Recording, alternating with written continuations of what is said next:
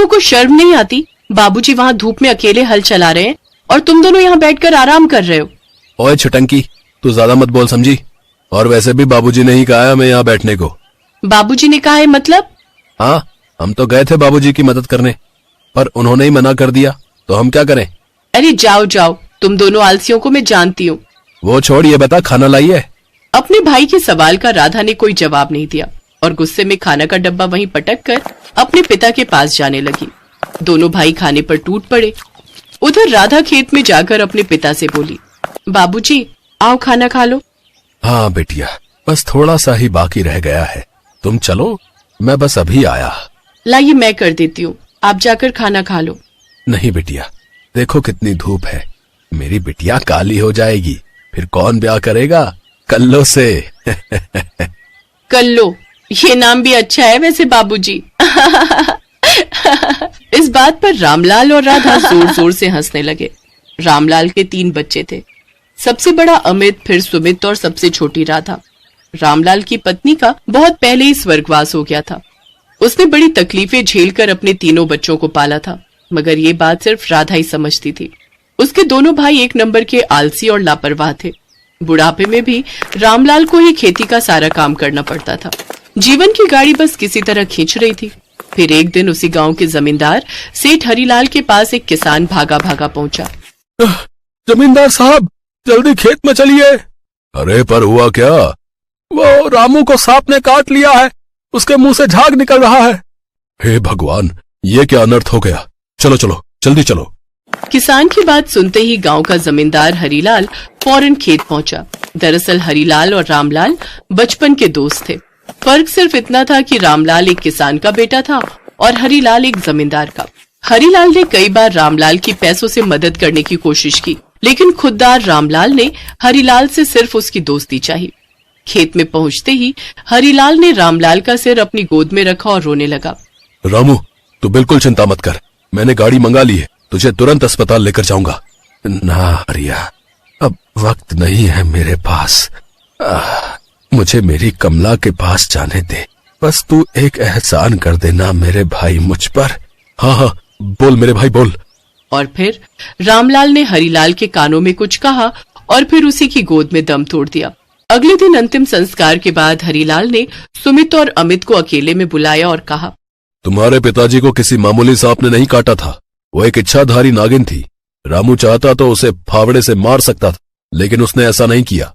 इसी वजह से इच्छाधारी नागिन ने उसे एक वरदान दिया कि उसकी बेटी यानी तुम्हारी बहन राधा जब 21 साल की हो जाएगी, तब वो जिस भी चीज को छुएगी वो सोने की बन जाएगी। हरिलाल ने अपनी बात कह दी थी, जिसे सुनते ही दोनों भाइयों की आंखों में चमक आ गई। वो तुरंत राधा के पास पहुंचे।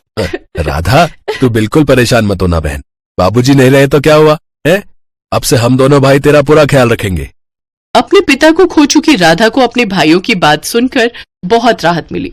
फिर कुछ दिनों बाद दोनों भाइयों की शादी हो गई और जैसे ही दोनों भाइयों ने अपनी अपनी पत्नियों को वरदान वाली बात बताई, तो दोनों जेठानी और देवरानी के मन में भी अपनी इकलौती ननद के लिए प्यार उमड़ पड़ा। दोनों राधा को अपने साथ रखने के लिए झगड़ने लगी और फिर, राधा हमारे साथ रहेगी, बस बात खत्म। अरे एक ही प्यारी ननद है मेरी। हाँ, और मेरी तो जैसे 4 नंदे हैं ना, राधा हमारे साथ रहेगी, मैंने कह दिया। राधा को ये सोचकर खुशी हो रही थी कि उसकी दोनों भाभियां उससे कितना प्यार करती हैं, लेकिन दोनों के झगड़े को खत्म करने के लिए कोई तो रास्ता निकालना ही था। इसलिए तय हुआ कि राधा 3 महीने एक भाई के पास रहेगी और अगले 3 महीने दूसरे भाई के पास। इस दौरान दोनों ही भाभियां राधा का बड़ा ख्याल रखती और फिर वो दिन भी आ गया जब राधा 21 साल की होने वाली थी। रात 12 बजते ही सबने मिलकर राधा के 21वें जन्मदिन का केक काटा और फिर, चलो राधा, ये 3-3 महीने का चक्कर छोड़ो, अब से तुम हमारे साथ ही रहोगी हमेशा के लिए। अरे ऐसे कैसे है? राधा का ख्याल तो हमने भी रखा है, राधा हमारे पास रहेगी। आपको क्या लगता है, सारा सोना खुद रख लोगे और मैं बस देखता रहूंगा? सोने की बात सुनकर राधा हैरान थी और वहीं उसके दोनों भाई और भाभियां फिर से लड़ने लगे। यहाँ तक कि दोनों ने एक दूसरे का गला पकड़ लिया और तभी राधा अपनी दोनों भाभियों को रोकने के लिए आगे बढ़ी और फिर, अरे क्या कर रही हो, हमें मत छुओ, कहीं हम सोने के बन गए तो। 1 मिनट, लेकिन तुम दोनों तो अभी पहले जैसी ही हो। राधा, जरा एक गिलास तो पकड़। राधा ने अमित के हाथ से वो गिलास ले लिया, लेकिन वाकई में उस गिलास को भी कुछ भी नहीं हुआ। अमित, सुमित और उनकी पत्नियों को समझते देर नहीं लगी कि उनके साथ बहुत बड़ा मजाक हो गया है। चारों ने अपना माथा पीट लिया और फिर, क्या हुआ भैया, मुझे भी तो कुछ बताओ, आखिर हो क्या रहा है? ऐसा है, मैं अपने घर जा रहा हूं, अब तू ही रखे से अपने पास। अच्छा, मैं क्यों रखूं? अब सच्चाई का पता चल गया तो मेरे सिर पर मर रहे हो उसे, हैं? तो फिर ठीक है, राधा तो निकल यहां से। मतलब मैं कहाँ जाऊंगी भैया?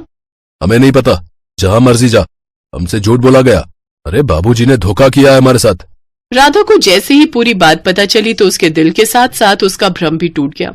वो खुद भी अपने भाइयों के साथ नहीं रहना चाहती थी। वो रोते हुए घर से बाहर निकली तो उसे अपनी गाड़ी के साथ हरीलाल खड़ा दिखाई दिया। हरिया चाचा, देखो ना, मेरे भाइयों ने मुझे।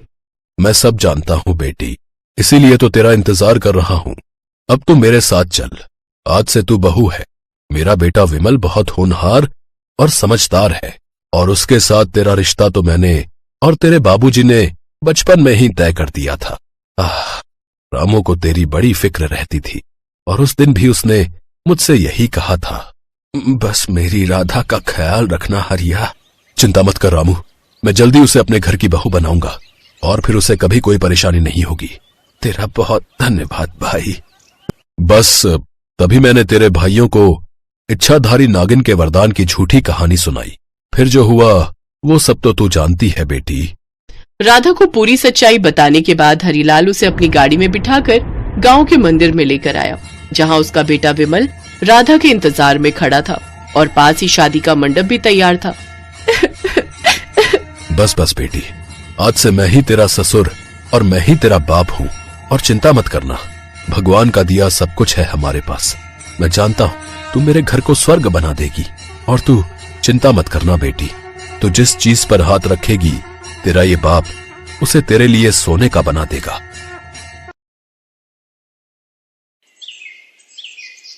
सोनिया की ननद पारुल के हाथ हद से ज्यादा लंबे थे, इसीलिए वो कहीं भी आने जाने से डरती थी और हमेशा एक शॉल ओढ़े रहती थी जिसमें उसके हाथ छुपे रहते थे।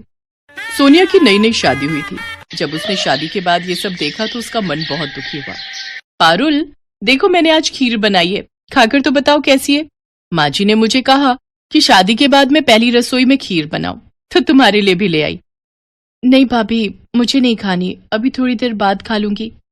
अच्छा कोई बात नहीं, ठीक है, मैं यहाँ रख जाती हूँ, तुम खा लेना। ये पारुल ने अपने हाथ क्यों छुपा रखे?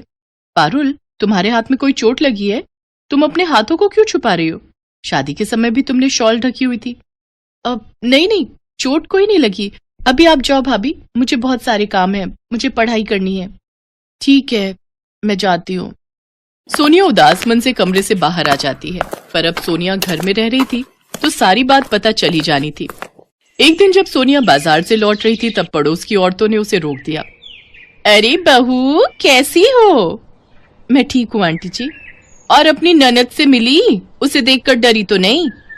मैं कुछ समझी नहीं आंटी जी। मेरा मतलब है अपनी ननद के लंबे हाथों को देखकर तुम घबरा तो नहीं गई? वैसे तो पूरा मोहल्ला ही उससे डरता है, ना जाने अपने लंबे हाथों से कब किसकी गर्दन दबा दे। तुम बचकर रहना, देखने में बहुत अजीब सी है वो।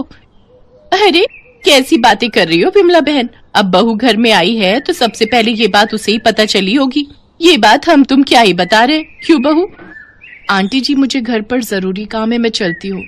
पड़ोसियों की बातें सुनकर सोनिया थोड़ा घबरा जाती है और घर पहुंचकर उसे सारी सच्चाई पता चली जाती है। पारुल रो नहीं, तुम्हारे साथ जो भी हुआ है ये सुनकर मैं बहुत दुखी हूँ। तुम्हारे साथ ये सब कैसे हुआ? तुम्हारे हाथ इतने लंबे क्यों हैं? भाभी, आज से 2 साल पहले मैं अपनी सहेलियों के साथ घूमने के लिए हिल स्टेशन पर गई थी। जब हम वहां पर पहुंचे तो रात हो चुकी थी। हम लोगों ने एक होटल किराए पर ले लिया। अरे पारुल, अच्छा खासा होटल तो मिल रहा है, तुझे यहाँ क्या परेशानी दिखाई दे रही है? तुम ध्यान से देखो, यहाँ पर जितना भी स्टाफ है उनके हाथ इतने लंबे क्यों हैं? मुझे तो इनके हाथों को देखकर डर लग रहा है। अरे पागल, हो सकता है इनके हाथ ऑटोमेटिक लंबे हो, इन्हें कमरे तक जाना ही ना पड़ता हो, यहीं से हाथ को कमरे तक पहुंचा दिया। सही कह रही है रजनी, मुझे भी ऐसा ही लग रहा है। आप लोगों के कमरे की चाबी? हाँ दीजिए। चल यार, बहुत थक गए, अब जल्दी से कमरे में चलकर चेंज करते हैं, कल सुबह घूमने निकलेंगे। सोनिया भाभी, वो होटल बहुत अजीब था, वहां पर सारे स्टाफ मेंबर्स के हाथ बहुत ही लंबे थे। मुझे उन्हें देखकर बहुत अजीब लग रहा था, पर मेघा और रजनी को ये सब मजाक लगा। मुझे अच्छे से याद है जब मेघा और रजनी रिसेप्शन पर खड़ी लड़कियों के हाथ देखकर हंसी थी तो उन लड़कियों को गुस्सा आ रहा था। हम तीनों कमरे में पहुंचे तो एक लड़का हमारे कमरे में कुछ जूस लेकर आया। अरे भैया, आप सबके हाथ तो इतने लंबे हैं, आप कमरे तक क्यों आए? आप वहीं से हमें जूस दे देते। मेघा, ऐसे किसी पर नहीं हंसते हैं, धीरे बोलो, उसे अच्छा नहीं लगेगा। हाँ जी भैया, ये जूस हमने तो ऑर्डर नहीं किया था। मैडम, ये हमारे होटल का स्पेशल जूस है। हमारे यहाँ जितने भी लोग आते हैं, हम सबसे पहले उन्हें अपने होटल का ये स्पेशल जूस ही देते हैं। अच्छा, क्या बात है, देखने में तो बहुत ही टेस्टी जूस लग रहा है। थैंक यू भैया, हम लोग पी लेंगे। उसके बाद हम लोगों ने वो जूस पी लिया। वो बिल्कुल नॉर्मल जूस था, जैसे सारे जूस होते हैं, पर अगले ही दिन मुझे अपने हाथों में कुछ फर्क दिखाई दिया। क्या हुआ पारुल, तू बार बार अपने हाथों की तरफ क्यों देख रही है? पता नहीं, तुम्हें अपने हाथ थोड़े लंबे नहीं दिखाई दे रहे? मुझे तो महसूस हो रहे। अरे यार, हमने होटल में काम करने वाले सब लोगों के हाथ लंबे देखे हैं ना, इसीलिए तुझे वहम हो रहा है। अब चल जल्दी से बैग पैक कर, हमें घूमने के लिए निकलना है। बस भाभी, उसके बाद हम लोग वहां से निकल गए, पर धीरे धीरे मेरे हाथ बहुत लंबे होते चले गए। मैंने मेघा और रजनी से भी इस बारे में बात की भाभी, उन दोनों के भी हाथ बहुत लंबे हो गए। मुझे पूरा शक है कि उस होटल में जो हमने जूस पिया था ना, उसमें जरूर कुछ ऐसा मिला था जिससे हमारे हाथ लंबे हो गए। मेघा और रजनी के भी हाथ लंबे हैं भाभी, वो भी घर से बाहर नहीं निकलती। तो पारुल, तुम्हें उस होटल में पता करना चाहिए था, उस होटल के खिलाफ पुलिस को बताना चाहिए था। सोनिया बहू, बताते तो तब ना जब उस होटल में ऐसा कोई स्टाफ मिलता। उस होटल में लंबे हाथों वाला कोई स्टाफ नहीं था। बहू, पुलिस को किसी पर भी शक नहीं हुआ। ये कहानी बहुत घूमी हुई है, जिसकी वजह से मेरी बच्ची आज ये दुख झेल रही है। मुझे दाल में कुछ काला दिखाई दे रहा है। माँ जी, मुझे थोड़े दिन का टाइम दीजिए, मैं इस गुत्थी को जल्दी सुलझा लूंगी। मैं अपनी ननद को ऐसे दुख में जीते हुए नहीं देख सकती। सोनिया ने ठान लिया था कि वो सच्चाई तक जरूर पहुंचेगी, इसीलिए शादी के बाद वो हनीमून पर उसी हिल स्टेशन पर जाती है और वही होटल बुक करती है। सोनिया, तुम कैसे सच्चाई का पता लगाओगी? हम दोनों अकेले हैं और यहाँ बहुत रिस्क है। हमने पुलिस को भी खबर नहीं की है। चिंता मत करो अनिल, मैंने सब प्लान कर लिया है। मेरी इंस्पेक्टर साहब से बात हो गई है। मुझे जरा सा भी शक होगा तो वो यहाँ मौजूद रहेंगे। मैं तुम्हें सब समझाती हूँ। इंस्पेक्टर जोशी हमारे साथ वाले रूम में ही ठहरे। वो भी बहुत दिनों से इस गुत्थी को सुलझाने के लिए लगे हुए थे। फिर मेरी उनसे बात हुई, पापा उन्हें जानते थे, उन्हीं के साथ प्लान करके मैं यहाँ तक आई हूँ। पर जो स्टाफ पारुल को दिखाई दिया था, जिनके लंबे हाथ थे, वो स्टाफ अभी दिखाई नहीं दे रहा। गेट पर कोई है, मैं खोलता हूँ। हमारे होटल की तरफ से आप दोनों के लिए ये केक है। जब भी कोई नए कपल आते हैं तो उनको हमारे होटल की तरफ से ये केक दिया जाता है। अच्छा, बहुत बढ़िया, थैंक यू। केक देखने में तो बहुत सुंदर है। इस लड़के के हाथ लंबे थे, तुमने ध्यान दिया? सोनिया, मैंने उस पर ध्यान नहीं दिया, मेरा ध्यान तो केक पर था। नहीं, अभी ये केक हम नहीं खाएंगे, इसे रख दो। अब मेरे साथ बाहर होटल टहलने के लिए चलो। इसके बाद सोनिया और अनिल बिना केक खाए बाहर होटल में जाते हैं। बस थोड़ी देर में ही ये दोनों भी हमारी तरह लंबे हाथ वाले हो जाएंगे। मैं उन्हें केक देकर आया हूं जिसमें वो दवाई मिली है जिससे हाथ लंबे हो जाते हैं। सही किया। इन लोगों को ये पता ही नहीं है कि लंबे हाथ वाला स्टाफ सिर्फ रात में ही ड्यूटी करता है, और जो भी रात में इस होटल में आता है वो अपने हाथ लंबे करके ही जाता है। सोनिया पहले ही इंस्पेक्टर जोशी को फोन कर चुकी थी। इंस्पेक्टर जोशी ने अपनी पूरी टीम को उस होटल में बुला लिया और कुछ ही देर में उस होटल के स्टाफ की सारी पोल खुल गई। हमें माफ कर दीजिए, हमसे गलती हो गई।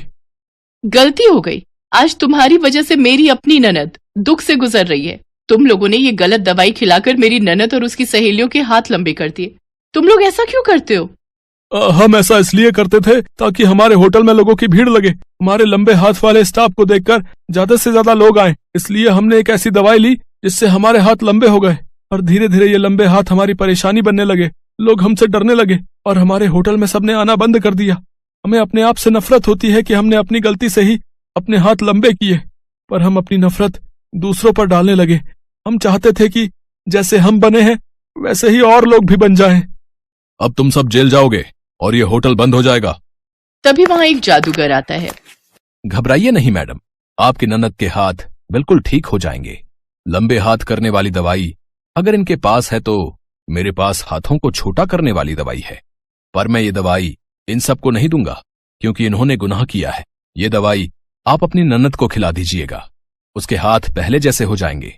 मैं भी इस होटल में इसी रहस्य को जानने के लिए आया था क्योंकि मेरी खुद की बहन के साथ ऐसा हादसा हो गया, पर मेरे पास तो ये दवाई थी मैंने उसे ठीक कर दिया था, पर मैं चाहता था कि और लोगों के साथ ऐसा गलत ना हो और इनकी सच्चाई सबके सामने आ जाए। कुछ लोग ऐसे होते हैं जिनके खुद के साथ गलत होता है तो वो चाहते हैं कि दूसरों के साथ भी उनके जैसा ही गलत हो। Thank you sir, thank you so much. Hotel के स्टाफ को सजा हो जाती है और वो होटल हमेशा के लिए बंद हो जाता है। जादूगर की दी हुई दवाई से सोनिया की ननद के हाथ पहले जैसे ठीक हो जाते हैं। मेघा और रजनी को भी पारुल वो दवाई देती है। मेघा रजनी भी पहले जैसी ठीक हो जाती हैं। आज सोनिया के कारण उसकी ननद पारुल के हाथ बिल्कुल ठीक हो गए थे और उसके जीवन में खुशियां फिर से लौट आई थी। थैंक यू भाभी, थैंक यू सो मच मेरी प्यारी ननद।